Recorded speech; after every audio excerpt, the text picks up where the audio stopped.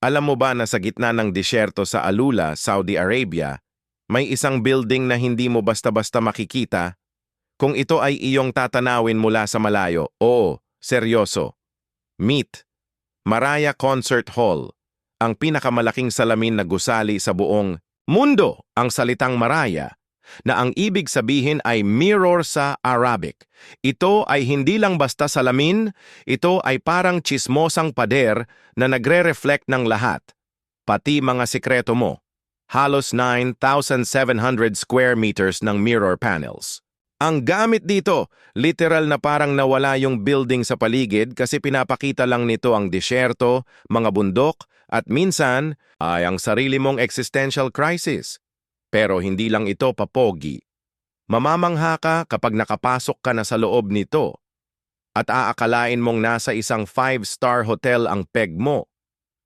At ang napakalaking concert hall nito ay talaga naman mapapawaw ka sa ganda. May mga sikat na artista na rin ang nagpe-perform dito like Alicia Keys, Andrea Bocelli at kung sino-sino pang bigatin. Kaya kung nagustuhan mo itong video ay huwag kalimutan magbigay ng thumbs up at share.